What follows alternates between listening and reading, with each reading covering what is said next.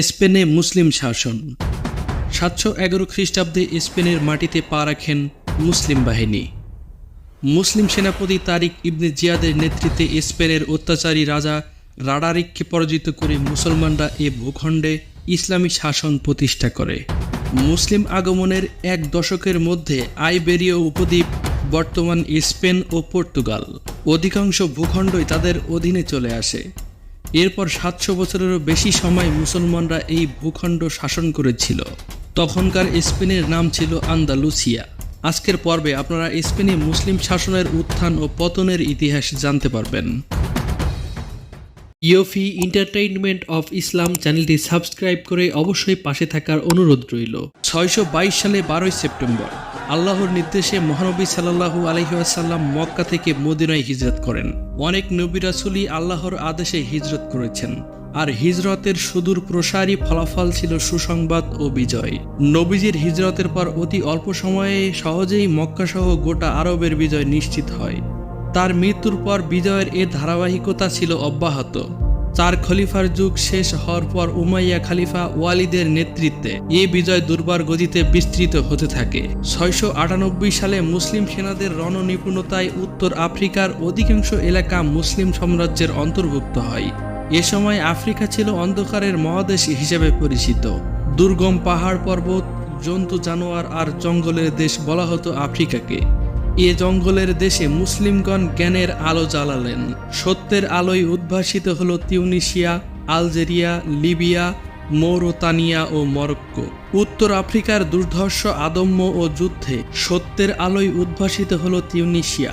উত্তর আফ্রিকার দুর্ধর্ষ আদম্য ও যুদ্ধে অজেয় বর্বর জাতি ইসলামের সৌন্দর্যের কাছে পরাজিত হল। তারা মুসলিম নেতাদের চরিত্রে মাধুর্য মুগ্ধ হয়ে ইসলাম গ্রহণ করল। সত্যের এ আলোর ঝলক ছড়িয়ে পড়ল পার্শ্ববর্তী স্পেনে। এ সময় স্পেনের রাজা ছিলেন রাডারিক। তিনি ছিলেন গোঁড়া খ্রিস্টান, ছিলেন স্বৈরাচারী ও অত্যাচারী। তার নির্যাতনে মানবতা হয়ে উঠেছিল নিষ্পেষিত। এ সময় চার্চের ক্ষমতা ছিল রাজাদের চেয়ে অনেক বেশি। রাজারা ছিলেন পুরোহিতদের হাতের পুতুল। রাজা ও পুরোহিত এই দুই শ্রেণীর মানুষই ছিলেন দুর্নীতিপরায়ণ, সীমাহীন, বিলাসী ও চরিত্রহীন। রাজাদের রাজপ্রাসাদ আর পুরোহিতদের মঠ ও গির্জাগুলো পরিপূর্ণ থাকত সুন্দরী যুবতী নারী দিয়ে। তাদের শোষণে শোষিত জনগণের আর্তনাদে ভারী হয়ে গিয়েছিল পৃথিবী। কিন্তু তাদের এই আর্তনাদ আর চিৎকার দেয়ালের বাইরে আসত না। মুসলিম গভর্নর যেন তাদের এই কান্নার আওয়াজ দূর থেকে শুনতে পাচ্ছিলেন। মরক্কোর অদূরে ছিল স্পেন শাসিত সিউডা দুর্গ। এ দুর্গের গভর্নর ছিলেন কাউন্ট জুলিয়ান।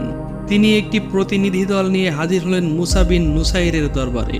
তিনি মুসা বিন নুসাইরকে স্পেনের রাজা ও পুরোহিতদের অপকর্মের সব কথা জানিয়ে দিলেন, আর মাজলুম মানবতাকে উদ্ধারে স্পেনে আক্রমণ করতে আবেদন করলেন। মুসা তার তলোয়ার কোষমুক্ত করলেন। তিনি বয়সে তরুণ তারিক বিন জিয়াদের নেতৃত্বে অভিযান প্রেরণের সিদ্ধান্ত নিলেন। 30 এপ্রিল 711 সাল মুসলিমগণ অভিযানের জন্য জাহাজে আরোহণ করলেন।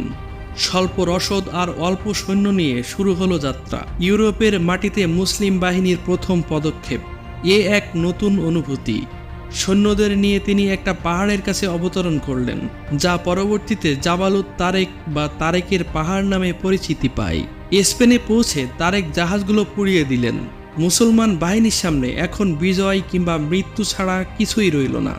এমত অবস্থায় তারেক সৈন্যবাহিনীর উদ্দেশ্যে একটি ভাষণ দিলেন, যে ভাষণটি পৃথিবীতে হয়ে আছে অবিস্মরণীয়।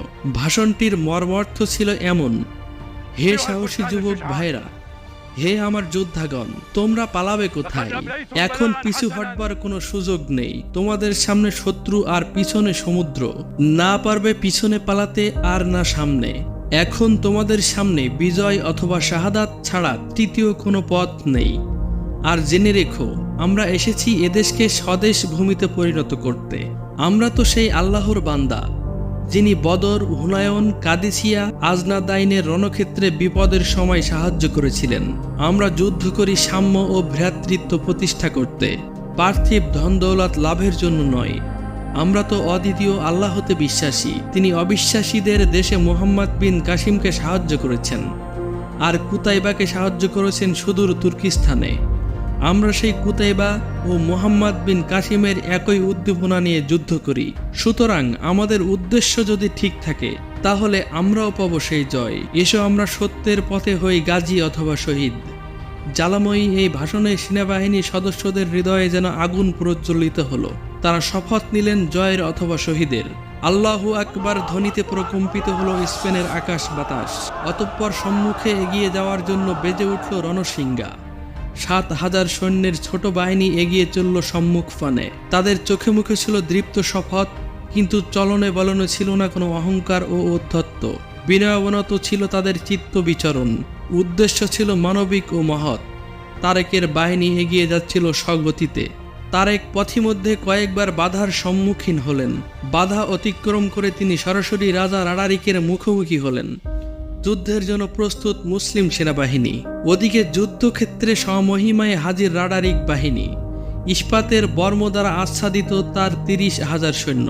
শুরু হলো ইউরোপের মাটিতে খ্রিস্টানদের বিরুদ্ধে মুসলমানদের প্রথম বড় যুদ্ধ। 2 লাখ খ্রিস্টান বাহিনীর সাথে ক্ষুদ্র মুসলিম বাহিনীর অসম যুদ্ধ চলল 7 দিন ধরে। যুদ্ধ গড়াল 8ম দিনে। সুশৃঙ্খল মুসলিম বাহিনীর আক্রমণে দিশেহারা হয়ে গেল রাডারিকের সৈন্যরা। তৃণের মতো উড়ে গেল খ্রিস্টান বাহিনী। তারেকের সম্মুখ হামলায় রাজা অজ্ঞান হয়ে পড়ে গেল মাটিতে। পালাতে শুরু করলো তার সৈন্যরা। নদীতেই শরীর সমাধি ঘটল অনেকের। রাজা রাডারিকও পানিতে ডুবে মারা গেলেন। হাজার হাজার খ্রিস্টান সৈন্যের লাশ পড়ে থাকলো মাটিতে। 712 সালে মুসলমানদের করতলগত হলো স্পেনের সকল গুরুত্বপূর্ণ শহর। 711 সাল থেকে 1492 সাল, সুদীর্ঘ 782 বছর মুসলিমরা স্পেনকে পরিণত করল সমগ্র ইউরোপের শিক্ষা, সংস্কৃতি ও সভ্যতার কেন্দ্র হিসাবে। 700 মসজিদ, 800 শিক্ষা কেন্দ্র, 70টি সুবিশাল লাইব্রেরি ও কর্ডোভাতে গড়ে উঠল বিশ্ববিদ্যালয়। নির্মিত হলো 900 পাবলিক গোসলখানা ও 6000 প্রাসাদ। সংস্কার ও নির্মাণ করা হলো অসংখ্য রাস্তাঘাট। প্রভূত উন্নতি সাধিত হলো এখানে জ্ঞান গবেষণার বিভিন্ন শাখার। গণিত, ত্রিকোণমিতি, জ্যোতির্বিজ্ঞান, শল্য চিকিৎসা, কৃষি ও ব্যবসা, ওষুধ তৈরি সহ বিভিন্ন গবেষণা কর্মে ব্যাপক উন্নতি ঘটল। এখানেই জন্ম নেন ইবনে রুশদ, ইবনে ফিরনাস, ইবনে তোফায়েল সহ অসংখ্য মুসলিম বিজ্ঞানী। ফলে বিশ্ববাসীর কাছে স্পেন হলো বিস্ময়কর ও দৃষ্টিনন্দন এক দেশ। গোটা ইউরোপে স্পেন পরিচিত হলো এক তীর্থ স্থান হিসেবে। কিন্তু স্পেনের এ মুসলিম উন্নয়ন বিশ্বব্যাপী খ্রিস্ট শক্তি স্বাভাবিকভাবে মেনে নিতে পারেনি। পরাজিত ইউরোপীয় খ্রিস্টানরা জেগে উঠল তাই ক্রুসেডীয় চেতনায়। জাগিয়ে তুলল তারা খ্রিস্টান রাজা ও পুরোহিতদের। সমগ্র ইউরোপ ঐক্যবদ্ধ হলো তারা মুসলিমদের বিরুদ্ধে। আর এই ঐক্যের নাম দেয়া হলো ক্রুসেড বা ধর্মযুদ্ধ। এই মুহূর্তে মুসলিমদের মাঝে থাকা দরকার ছিল ঐক্য, প্রয়োজন ছিল সুশৃঙ্খল বন্ধনের। কিন্তু তখনই তারা ছিল বিভিন্ন তরিকায় বিভক্ত। সুতরাং যা হওয়ার তাই হলো। ক্রুসেডের ধ্বংসযজ্ঞে স্পেনের সকল শহর পদানত হলো খ্রিস্টানদের হাতে। বাকি থাকলো শুধু গ্রানাডা। নিঃসঙ্গ গ্রানাডার ঔজ্জ্বল্য মিলান হতে শুরু করলো। গ্রানাডার শাসক তখন আবুল হাসান। 1465 থেকে 1482 হাসানের পুত্র আবু আবদুল্লাহ পিতার বিরুদ্ধে বিদ্রোহে লিপ্ত হলেন। বাদশাহ হাসান 1485 সালে তার ভাই আল জাগালের কাছে ক্ষমতা হস্তান্তর করলেন। এতে ক্ষিপ্ত হয়ে আবু আবদুল্লাহ চাচা জাগালের বিরুদ্ধে অবস্থান নিলেন। চাচা ভাতিজার দ্বন্দ্বের সুযোগে ফার্দিনান্দ ও ইসাবেলা গ্রেনাডার বিভিন্ন এলাকা দখল করতে থাকলেন। এমনই এক দখলদারি যুদ্ধে আল জাগাল 1487 সালে আত্মসমর্পণ করতে বাধ্য হলেন। অতঃপর বাদশাহ আল জাগাল গ্রেনাডা ত্যাগ করলেন। ঐতিহাসিক লেনপুল বলেন, বাদশাহ আল জাগাল ছিলেন গ্রেনাডার সর্বশেষ শাসক, ছিলেন সাহসী যোদ্ধা, যথার্থ শাসক ও খ্রিস্ট শক্তির বিরুদ্ধে অটল প্রতিদ্বন্দ্বী। চাচা আর ভাতিজা যদি দ্বন্দ্বে না জড়াতেন তাহলে গ্রেনাডা তাবৎ কাল ধরে জাগালের হাতেই থাকত। 1490 সালে ফার্দিনান্দ ও ইসাবেলা আবু আবদুল্লাহকে গ্রেনাডা ছেড়ে দিতে আদেশ করে। আবু আবদুল্লাহ তা অস্বীকার করেন। ক্ষেপে যান ফার্দিনান্দ। তিনি যুদ্ধের প্রস্তুতি নেন। 40,000 পদাতিক আর 10,000 অশ্বারোহী সৈন্য নিয়ে গ্রেনাডা অভিমুখে রওনা দেন। আবু আবদুল্লাহ প্রতিরোধ করার প্রবল চেষ্টা চালান। আরব ও আরবের বাইরে অনন্ত কলহে নিমজ্জিত মুসলিমদের কেউই তার সাহায্যে এগিয়ে আসেনি।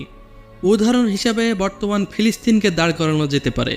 সর্বশেষ মুসলিম শাসক আবদুল্লাহ অবশেষে আত্মসমর্পণে বাধ্য হন 24 নভেম্বর 1491 সালে। মুসলিম শূন্য হয়ে যায় ঐতিহাসিক গ্রেনাডা। এরই মধ্য দিয়ে মুসলিম শাসনের চির অবসান হয় স্পেনে। অর্ধচন্দ্রের জায়গায় মিনারগুলোতে শোভা পেতে থাকে ক্রুশ। নির্যাতনের ভয়ে অনেক মুসলিম খ্রিস্টান হয়ে যায়। খ্রিস্টান হয়ে যাওয়া মুসলিমদের নাম দেয়া হয় মরিস্কো। এরপরেও মরিস্কোদের রক্ষা হয়নি। 4,67,500 জন মরিস্কোকে স্পেন ত্যাগে বাধ্য করা হয়। এদের সকলেই সমুদ্রপথে নির্বাসিত করা হয়। এদের সকলেই সমুদ্রের অতল তলদেশে চিরদিনের জন্য হারিয়ে যায়। এরপরেও যারা অবশিষ্ট ছিল তাদেরকে মসজিদে আশ্রয় নিতে বলা হয়। কিন্তু হায়, এদের অবস্থা ছিল আরও করুণ। মসজিদগুলোতে আগুন জ্বালিয়ে দেয়া হয়েছিল। দিনটি ছিল 1 এপ্রিল, যে দিনটিকে মুসলমানরা এখন এপ্রিল ফুল হিসেবে পালন করে থাকে। আজ মুসলিম জাতি তাদের ইতিহাস জানে না। মুসলিম নারী, বৃদ্ধ ও শিশুদের আর্তচিৎকারে আকাশ বাতাস ভারী হয়ে ওঠে। কিন্তু নিষ্ঠুর ফার্নান্দেজ বাহিনীর অট্টহাসির সাথে মুসলিমদের আহাজারি বিলীন হয়ে যায়। মসজিদেই মৃত্যুবরণ করেন হাজার হাজার নিরীহ অসহায় মুসলিম শিশু, নারী ও পুরুষ। এভাবেই মুসলিম আন্দালুসিয়া পরিণত হয় খ্রিস্টান স্পেনে। চিরতরের জন্য মুসলিম জাতি সম্পূর্ণভাবে বিতাড়িত হয় স্পেন থেকে। এটাই মুসলিম ইতিহাসে গ্রানাডা ট্র্যাজেডি হিসাবে পরিচিত। পরিশেষে বলতে হয়, স্পেনে মুসলিমদের প্রবেশ ছিল অন্ধকার কক্ষে দরজা দিয়ে সূর্যের আলো প্রবেশের মতো। আর এ আলোর প্রবেশ ছিল রোমাঞ্চকর ও ঈমান উদ্দীপক এক সূচনা। আর এ সূচনার শেষে ছিল দুঃখ, বেদনা, অনুশোচনা আর আফসোস। আজ মুসলিম জাতি তাদের ইতিহাস ভুলে গিয়েছে তাদের 700 বছরের শাসন করা সেই সাম্রাজ্যের কথা। ভুলে গিয়েছে কিভাবে তারা হারিয়ে ফেলেছিল এই মুসলিম সাম্রাজ্য। আজও মুসলমানরা একত্রিত হতে পারেনি। আজও তাদের একটি সমৃদ্ধ রাষ্ট্র নেই। তাই এই সময়ে এসে আমাদের উচিত মুসলমানদেরকে একত্রিত করতে যে কোনো পদক্ষেপ নেওয়া। আল্লাহ তাআলা আমাদের সকলকে তৌফিক দান করুন, আমিন। ধন্যবাদ ভিডিওটি দেখার জন্য। আল্লাহ হাফেজ।